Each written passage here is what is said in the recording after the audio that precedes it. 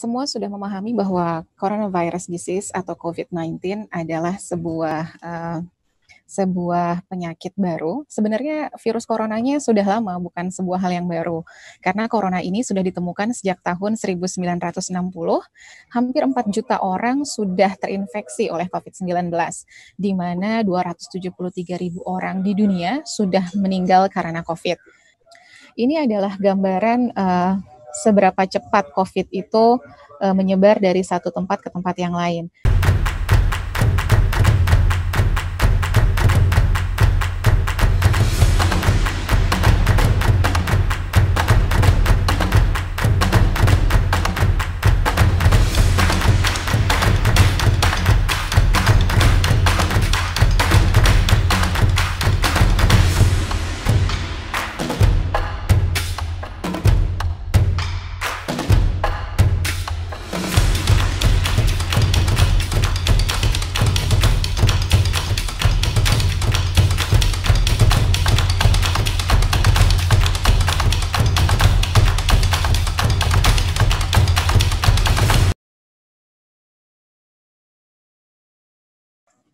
Acara ini bekerja sama dengan platform Donasi Bagi Rata, sebuah peer-to-peer wealth distribution tool.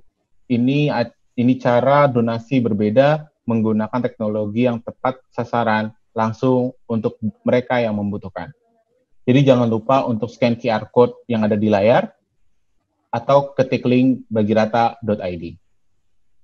Terima kasih untuk sponsor Cloudera dan Monroe, Bagirata sebagai donation partner, dan Data Science Indonesia sebagai community partner. Terima kasih juga untuk media partner Tenpo.co dan Info Komputer, serta para pengisi acara yang membantu mewujudkan acara ini. Jangan lupa untuk posting di sosial media dan pasang hashtag FutureForce 2020, hashtag siap menghadapi perubahan. Saya mau mengenalkan dulu pembicara kita di sesi ini. Di sini ada Mbak Dewi Nur Aisyah dari Gugus Tugas Percepatan Penanganan COVID-19. Halo, Mbak Dewi. Ya, halo Mas Alam. Halo Mbak Dewi, gimana kabar? Ya, alhamdulillah baik. Alhamdulillah baik. Gimana untuk WFH-nya? Iya, Kak, belum bisa WFH sebenarnya karena setiap hari harus ke BNPB. Setiap hari harus ke BNPB ya Mbak. Oke. Mungkin untuk bagian pertama ini bisa langsung aja kali ya dari Mbak Dewi melakukan sedikit presentasi mengenai tema untuk sesi ini. Saya langsung persilakan Mbak Dewi untuk presentasinya. Oke, saya share screen ya. Ya.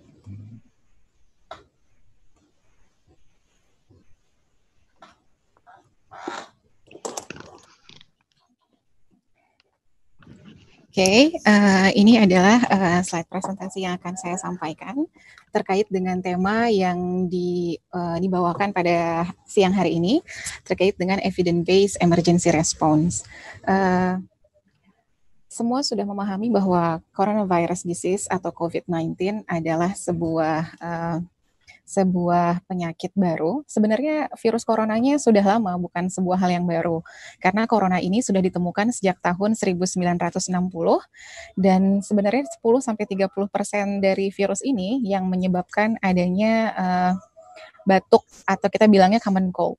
Nah, sebelumnya juga kita pernah dengar nih jenis dari COVID-19, diantaranya adalah SARS atau juga MERS-CoV yang berasal dari coronavirus juga yang sama.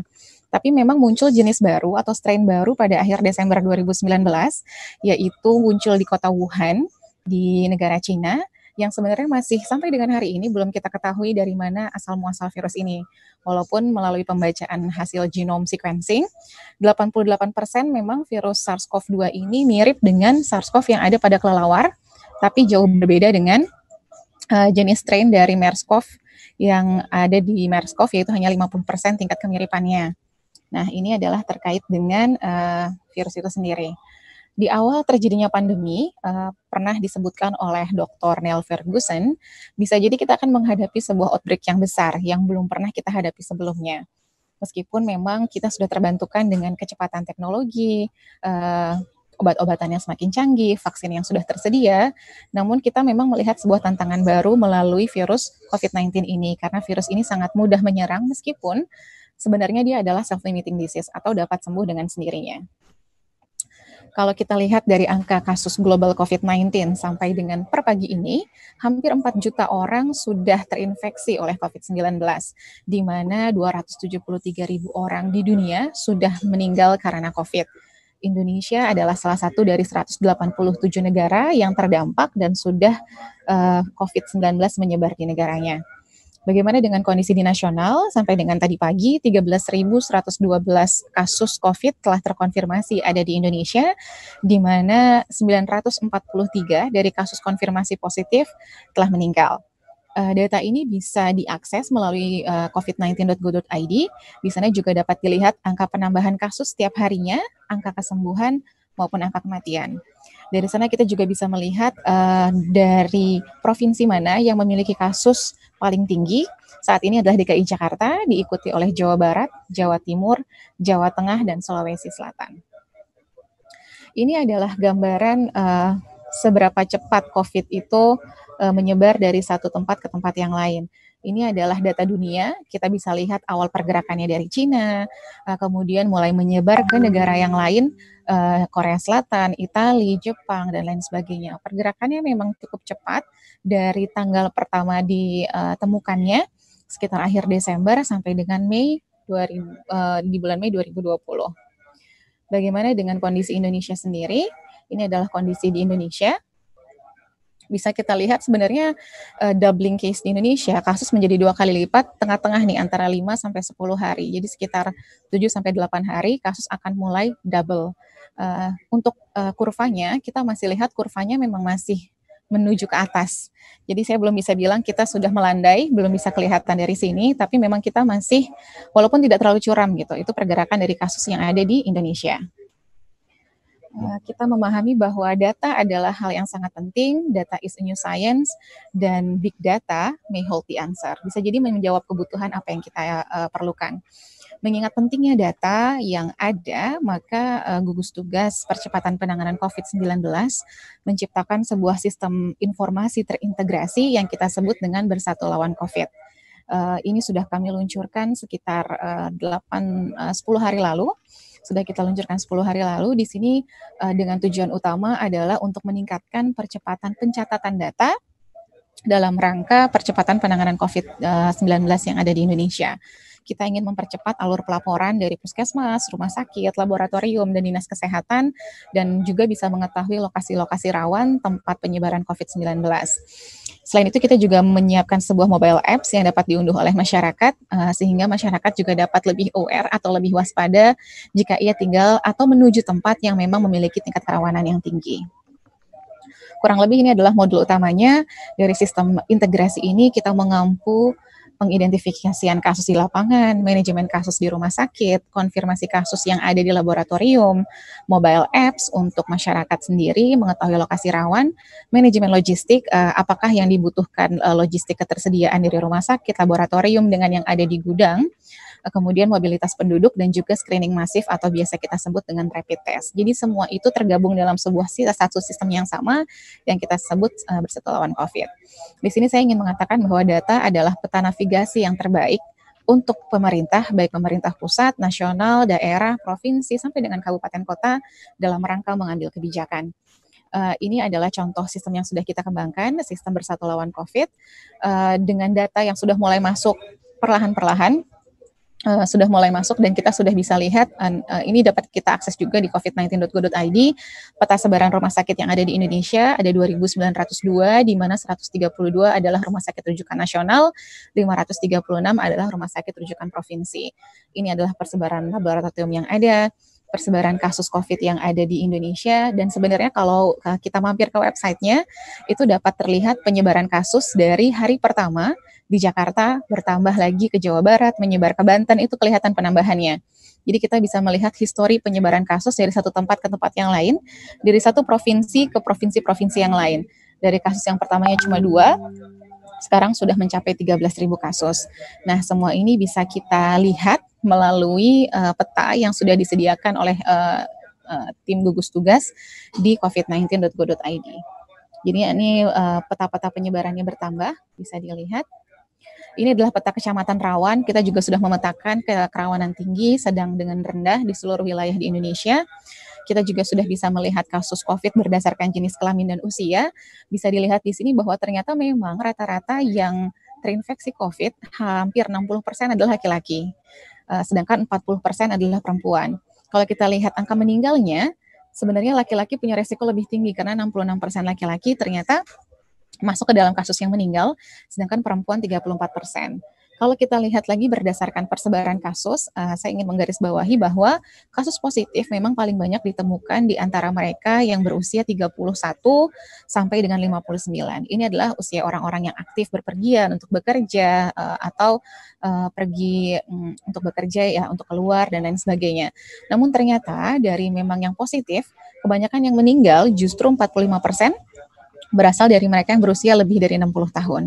Padahal jumlah yang terinfeksi dari usia lebih dari 60 tahun hanyalah 17%, artinya hanya sedikit dari mereka yang terinfeksi.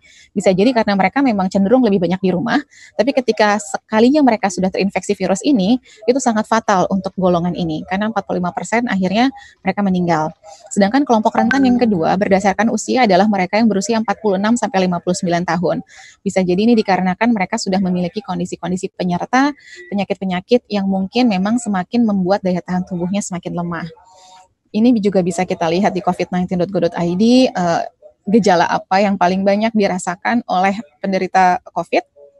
Di antaranya adalah batuk, 77% merasakan batuk, riwayat demam 53%, demam sendiri adalah 48%.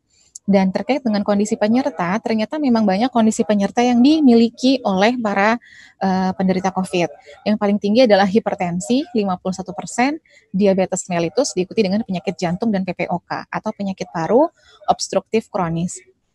PPOK ini adalah sebuah kondisi di mana kondisi pernafasan kita semakin lemah atau semakin buruk dikarenakan paparan polusi atau orang-orang yang suka merokok. Itu adalah kondisi PPOK. Ternyata punya resiko juga sebagai urutan yang keempat. Kita juga bisa melihat tren angka kematian kita sampai dengan hari ini, juga tren angka kesembuhan. Ini adalah laju kasus, kita masih lihat bahwa kita masih ada di peak, memang agak turun sedikit, tapi belum bisa saya bilang kita sudah melewati masa puncak. Ini justru masa-masanya kita melihat dalam 1-2 minggu ini, akankah kita mendapat kasus yang lebih besar atau memang sudah kasusnya mulai menurun. Kalau kita lihat dari jumlah kumulatif terbanyak, kita selalu mendengar bahwa DKI Jakarta, Jawa Barat, Jawa Timur, Jawa Tengah adalah daerah provinsi yang terdampak paling tinggi. Kita pun melihat adanya perpindahan epicentrum. Di awal, epicentrum utamanya itu 70% kasus berada di DKI Jakarta, Jawa Barat, dan Banten. Saat ini Banten sudah berada pada posisi ke-6. Berarti kasus-kasus di Banten semakin menurun, dan kasus-kasus di DKI Jakarta mulai merambah ke daerah-daerah luar, sampai ke Jawa Timur, Jawa Tengah, dan Sulawesi Selatan. Kalau kita melihat dari insiden kasusnya, kita bandingkan dengan jumlah populasi yang ada di provinsi tersebut, DKI Jakarta masih menduduki peringkat pertama, tapi peringkat kedua yang harus kita waspadai adalah Sulawesi Selatan, Bali, Papua, dan Nusa Tenggara Barat. Kenapa akhirnya ini penting kita mengetahui kasus positif, berapa jumlah ODP dan PDP, karena lagi-lagi akan membantu untuk bagian modeling, prediksi jumlah total kumulatif kasus COVID yang ada di Indonesia, kapan akan terjadi peaknya, kapan akan melandainya, jika melakukan intervensi apa, maka akan turun berapa banyak kasus, dan lain sebagainya.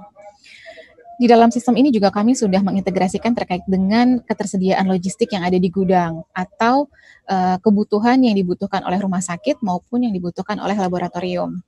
Dengan begitu kita dapat mengestimasi kebutuhan regen di lab pemeriksa yang ada di Indonesia. Kita sudah estimasikan sampai dengan akhir Juli, kebutuhan VTM-nya, nasal swab-nya, dan lain sebagainya. Kita juga bisa menghitung kebutuhan ventilator, ECMO, oksigenasi yang ada di rumah sakit, masker yang dibutuhkan, maupun APD, sampai dengan obat-obatan. Berapa jumlah obat antiviral yang perlu kita siapkan, berapa jumlah antibiotik yang harus kita distribusikan kepada rumah sakit di seluruh wilayah Indonesia. Ini bentuk evaluasi lain di mana data memang menjadi kunci utama dalam pengambilan kebijakan. Kita sedang berbicara mengenai facing the new normal. kita bisa melihat evaluasi PSBB. Ini memang saya belum memberikan data real, ini adalah data dummy, di mana di sini kita bisa melihat wilayah-wilayah mana yang mungkin memang wajib untuk dilakukan PSBB atau siap untuk melaksanakan relaksasi. Semua tergantung dari beberapa kategori. Kita bisa lihat dari virus transmisinya, berapa jumlah confirm cases setiap hari yang terjadi, jumlah testing yang dilakukan, atau dari kapasitas pelayanan kesehatannya. Apakah jumlah ventilator, jumlah tempat tidur di ICU, jumlah SDM kesehatan sudah mumpuni sehingga memang resiko untuk terjadi peningkatan kasus yang sangat tinggi akan sangat berkurang di sana. Ini beberapa variabel yang lagi-lagi akan diperlukan dalam pengambilan kebijakan. Ini juga sama, saya ingin menyampaikan ini di mana ketika kita saat ini sedang mencoba flattening the curve, mencoba sebisa mungkin merendahkan kurva kejadian kasus COVID yang ada di Indonesia. Dengan kondisi seluruh Indonesia tengah bersama-sama nih, sudah mulai bisa melaksanakan diam di rumah, menggunakan masker, dan lain sebagainya. Tapi di sini saya ingin menunjukkan ada beberapa peak yang akan muncul ketika kontak erat antara satu orang dengan orang yang lain kembali terjadi seperti dulu lagi.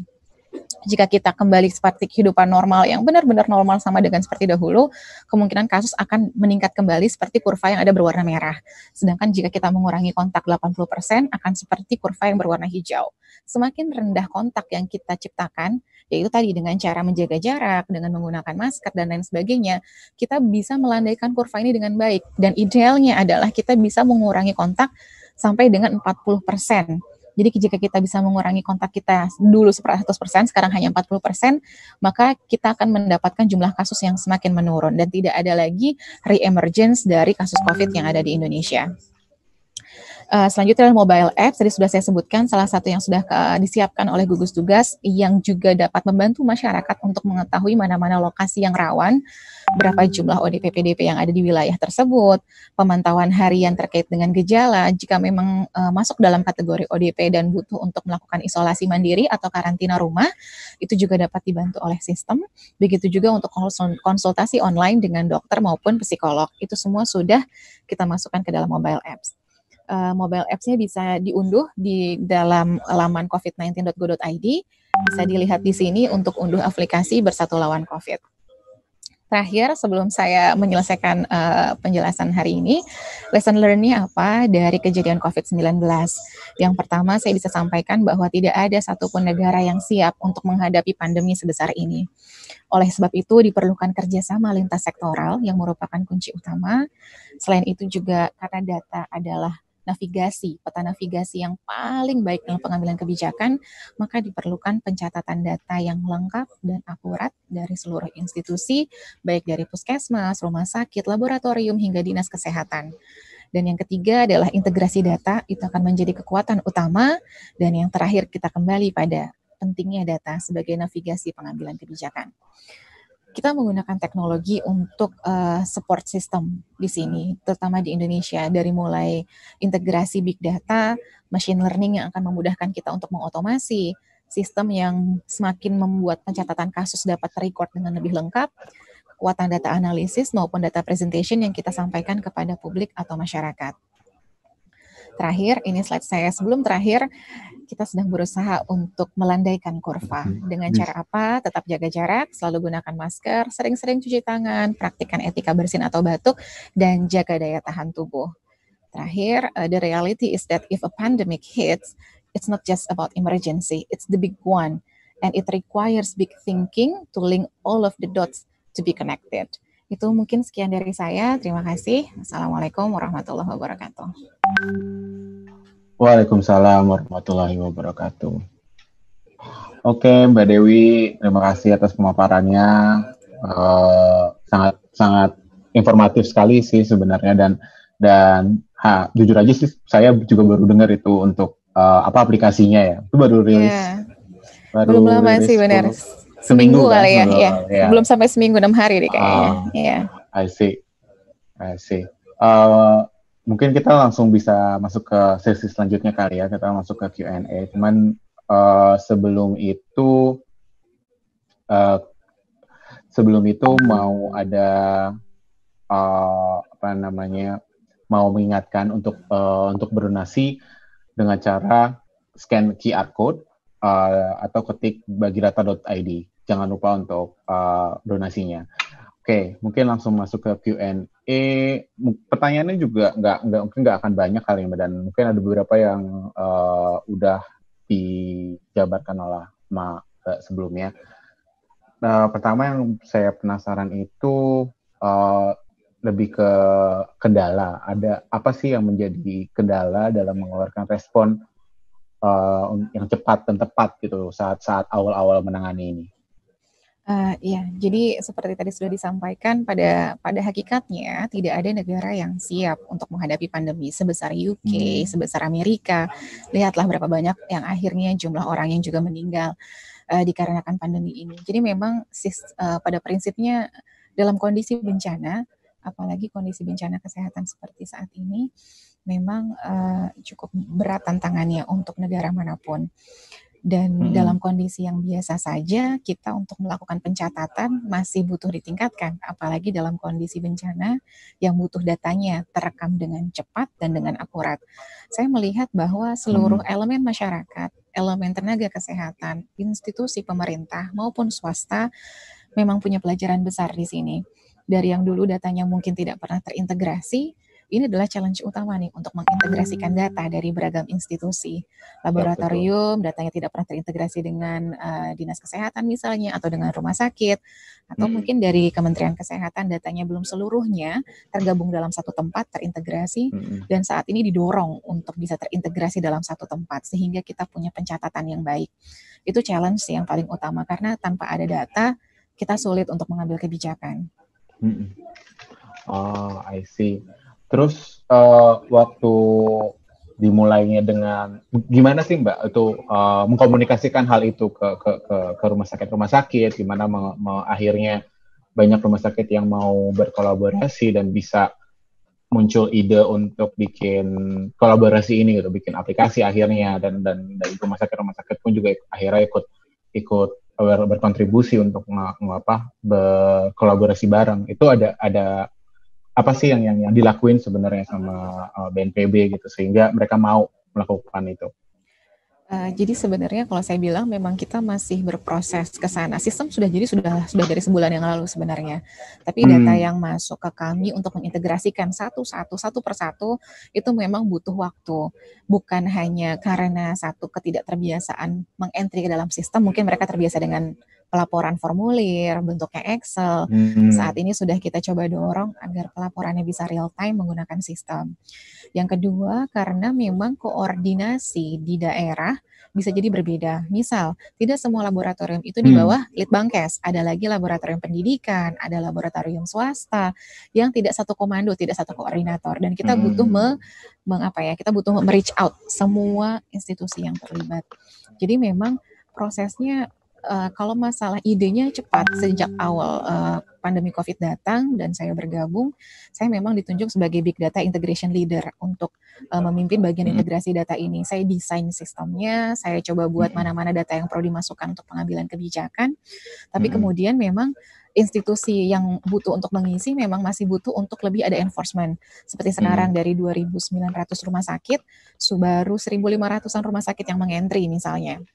Bisa jadi bukan karena mereka nggak mau ngentri, ada yang karena keterbatasan teknologi, ada juga yang karena kasusnya sudah banyak banget, mereka nggak ada waktu lagi untuk ngentri ke sistem misalnya. Jadi memang butuh relawan misalnya, kita butuh pemberdayaan SDM juga untuk memastikan data tercatat dengan baik. Ya. I see.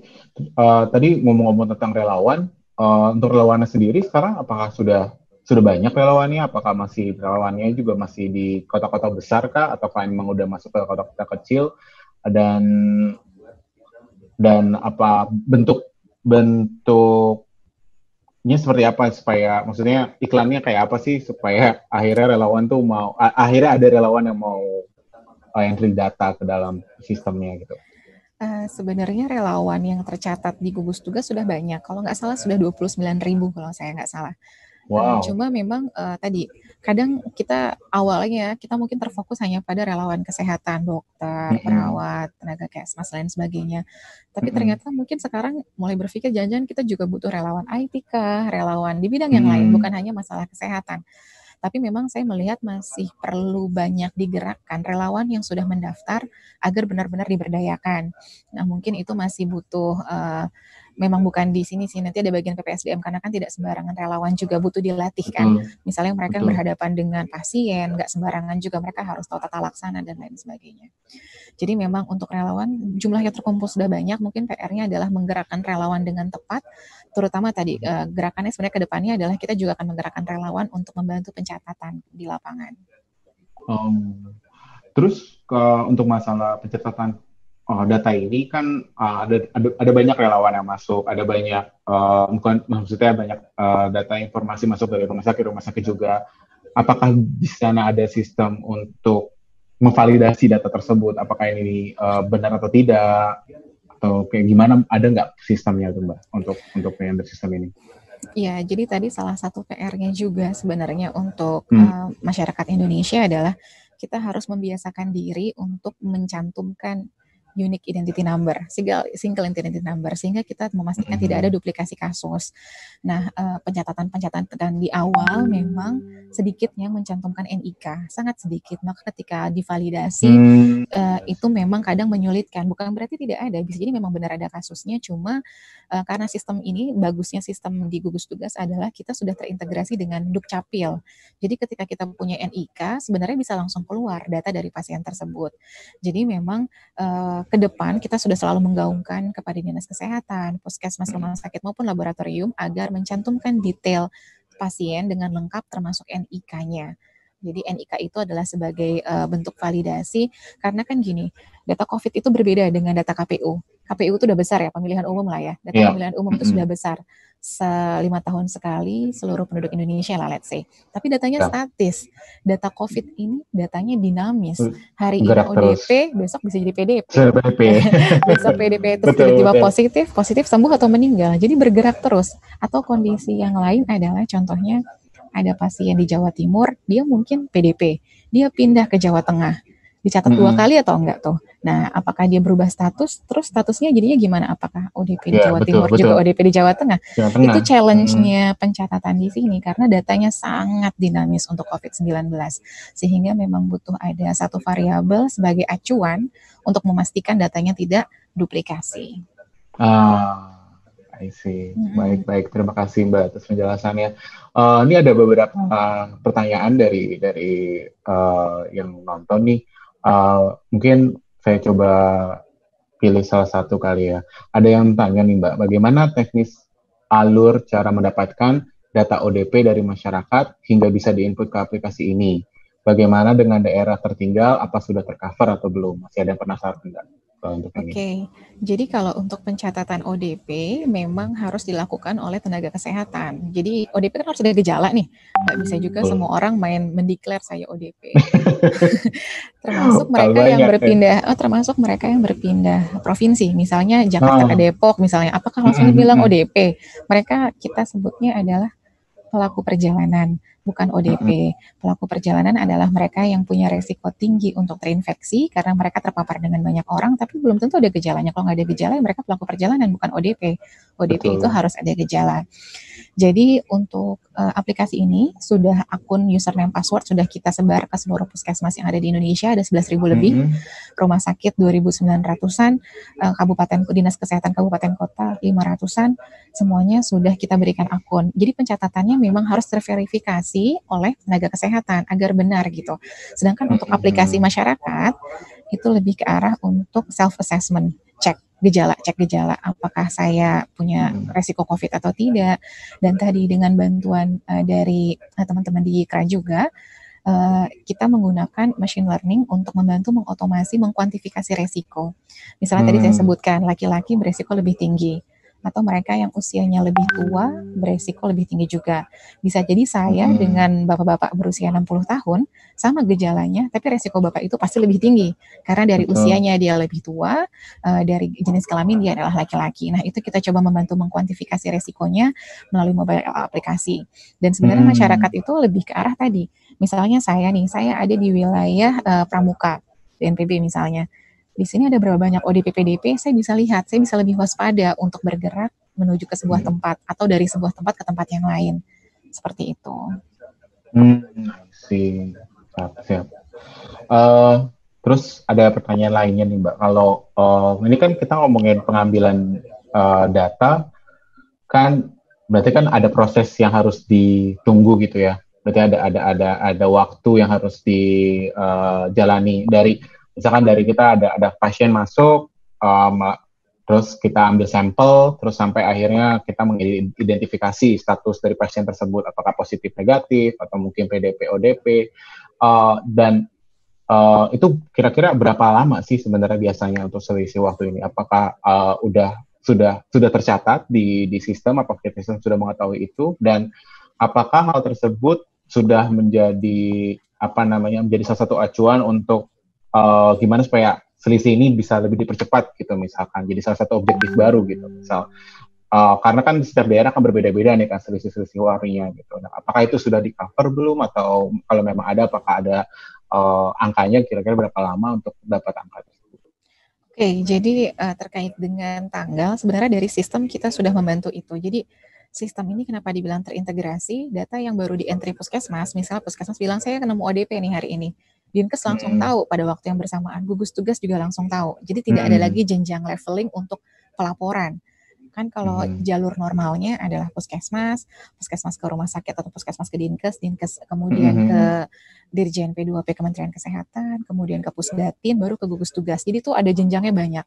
Kita mencoba membuat fast track sebenarnya dengan sistem ini, agar sistem ini langsung terbaca juga oleh Kementerian Kesehatan, terbaca juga oleh Dinas Kesehatan Kabupaten Kota maupun di gugus tugas. Nah, ini menarik terkait dengan tanggal.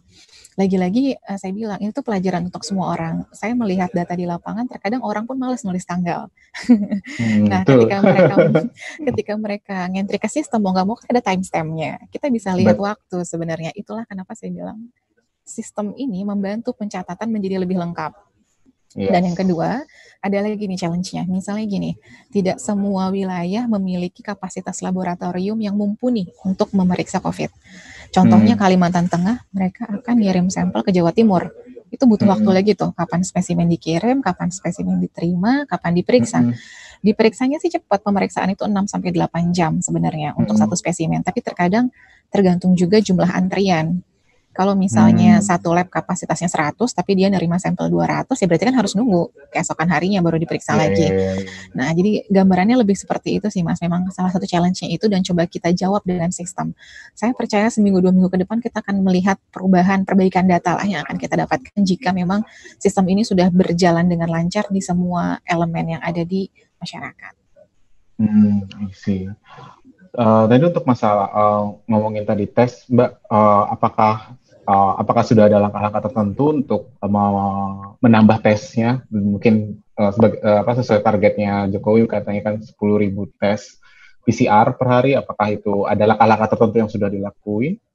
Iya, jadi pertama pandemi terjadi itu kita benar-benar merasa bahwa kapasitas rumah sakit harus ditingkatkan, kapasitas lab harus ditingkatkan, karena memang jumlahnya sangat sedikit. Sekarang jumlahnya nambah terus. Awalnya ada 34 yang bisa melakukan pemeriksaan, sekarang sudah 55 terakhir jumlah lab yang mampu melakukan pemeriksaan.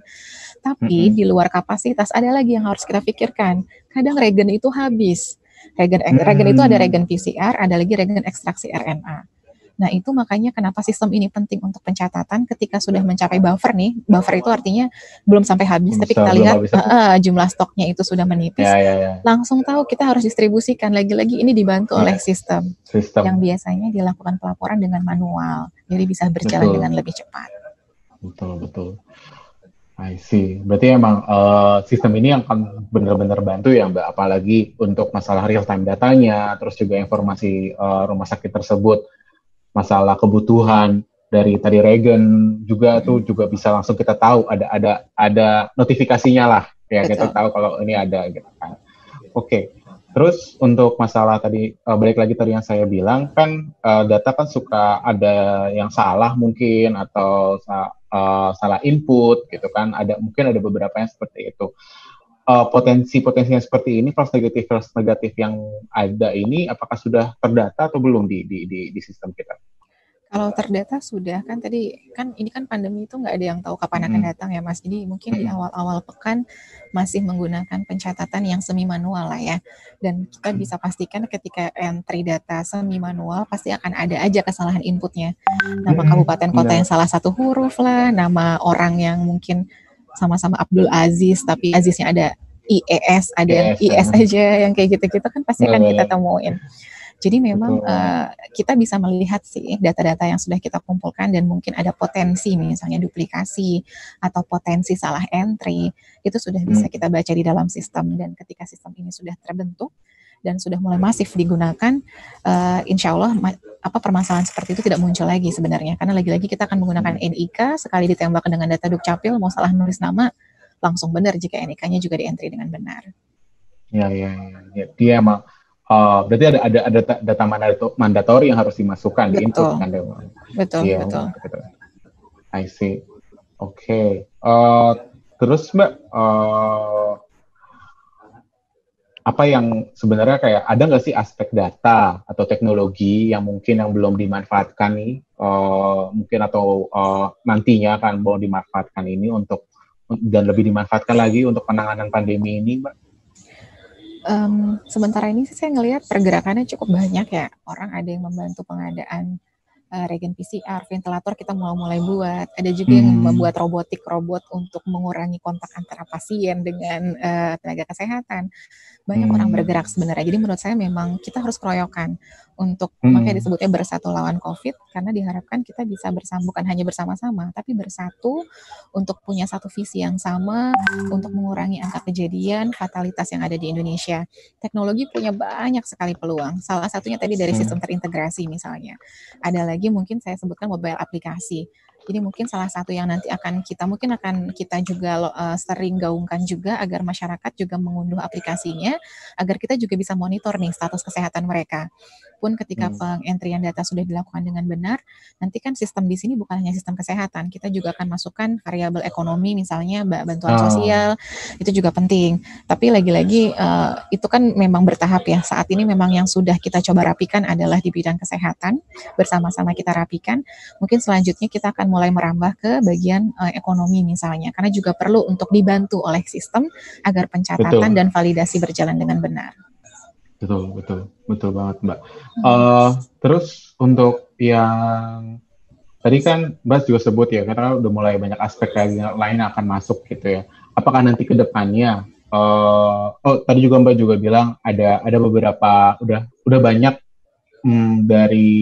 dari masyarakat yang bikin robot tadi kan ya, terus ada juga yang bikin mungkin ada perhitungan tersendiri untuk tahu forecastingnya kayak gitu. Apakah dari masyarakat ini yang punya, yang sudah melakukan hal-hal tersebut ini bisa berkontribusi di dalam sistem yang udah dibuat BNPB? Bagaimana cara mereka untuk berkontribusi mungkin ke depannya, atau apakah itu sistemnya akan terintegrasi untuk yang lainnya juga kayak gitu? Ada rencana seperti itu atau tidak? Jadi memang kan itu jawabannya agak-agak sulit untuk dijawab, karena tergantung sistemnya apa, bentuk yang ditawarkan apa. Jadi biasanya ada juga nih yang menawarkan ke gugus tugas, nanti kita akan review mana-mana yang mungkin memang bisa diintegrasikan, mana-mana yang mungkin akhirnya belum bisa diintegrasikan karena berbeda atau memang sasarannya beda.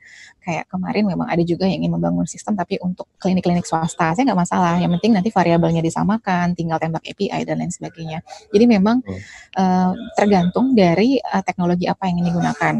Ada yang kemarin kan ada yang membuat dari FTUI kalau nggak salah bilik disinfektan menggunakan sinar UV, nggak ada masalah. Jadi silahkan berkarya menggunakan keahlian masing-masing di bidangnya untuk sama-sama menjawab tantangan bangsa ini dengan bersama-sama. Gitu sih Mas.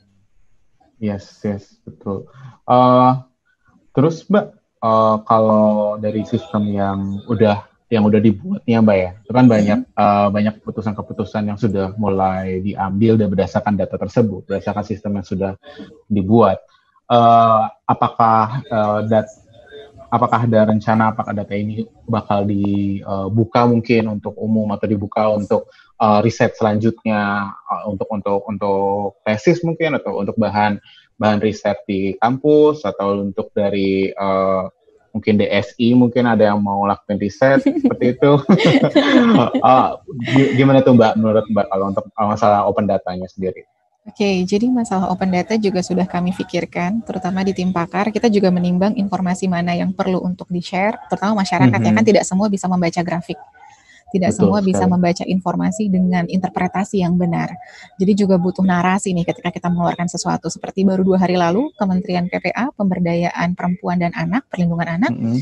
itu sangat mengapresiasi karena kita sudah mengeluarkan data berdasarkan usia balita, anak-anak, remaja, dewasa, dewasa muda. Jadi mereka bisa melihat nih golongan rentan dari kaum anak-anak dan perempuan ada di wilayah mana saja. Itu datanya sudah kita buka. Jadi memang sementara ini bertahap Mas yang kita buka untuk keluar karena juga butuh dinarasikan, nggak bisa kita langsung keluarin 100% apa yang kita miliki karena kan tidak semua juga butuh dibuka untuk publik tapi lebih ke arah pengambilan kebijakan atau keputusan oleh policy maker yang ada di pemerintah. Tapi di luar itu kita memang mengedepankan transparansi publik dan ketersediaan data untuk masyarakat. Makanya kemarin ketika Bersatu Lawan COVID dilaunchingkan, COVID-19 tampilannya berubah, masyarakat sudah mulai bisa merasa melihat nih, data itu sudah mulai dibuka dengan lebih baik, bukan hanya jumlah agregat yang ditampilkan, tapi data individu per provinsi juga dapat dilihat, jumlah sembuh meninggal. Betul. Iya, jadi lebih precise lagi orang bisa melihat. Dari situ aja analisisnya udah banyak sebenarnya yang bisa dikeluarin kalau mau main-mainin angka-angkanya. Ya. Mm-mm. Gitu. I see, betul betul baiklah.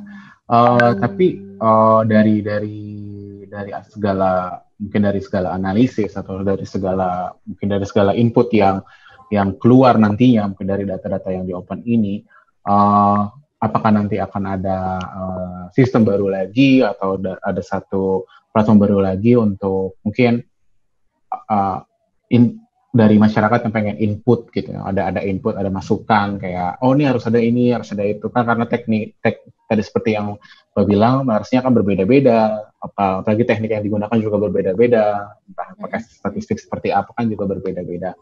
Nah, apakah nanti ada sistem juga yang bisa menggather informasi-informasi tersebut dari relawan-relawan ini, Mbak, yang sudah mencoba untuk melakukan analisis, gimana mereka bisa menginput idea mereka ke kan mereka inginnya berkontribusi ya gitu maksudnya, dan itu bagaimana, Mbak? Apakah akan ada sistemnya untuk platform tersebut?